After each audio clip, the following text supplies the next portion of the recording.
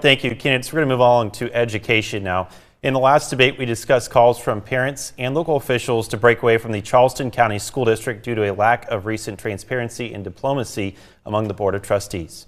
Mr. Tecklenburg, you said during our last debate that you would advocate for the state to allow deconsolidation if the board fails to become more transparent. Do you stand by that position now? You have 60 seconds to respond. I do. The board needs to be transparent. They need to get back to the business of minding our children's education rather than some of these social issues they seem to be obsessed with.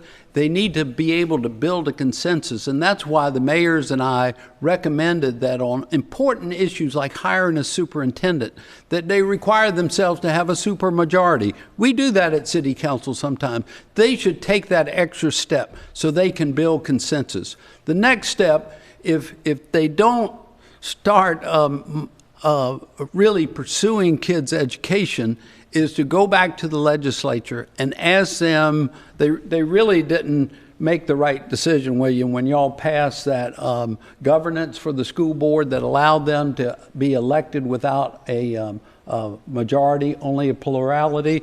That was a mistake. That can be corrected by the state legislature, and we hope they'll do that. Mr. Tecklenburg, thank you. Mr. Cogswell, at the time of our last debate, you said it wasn't something you'd given much thought to, but, quote, would probably say no. Now that you've had some time to think about it, would you support moving forward with an independent school district? Yes or no? You have 60 seconds to respond. I think it will be a real challenge just from a financial standpoint, just the way school funding comes in through our state through Act 388.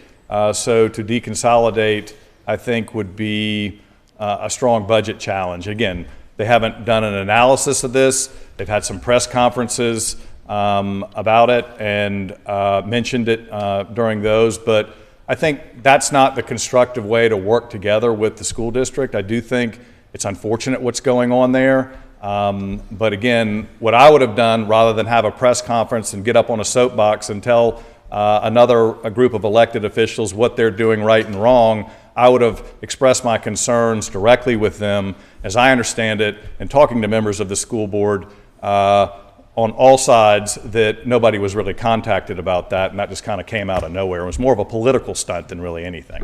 All right, candidates, thank you.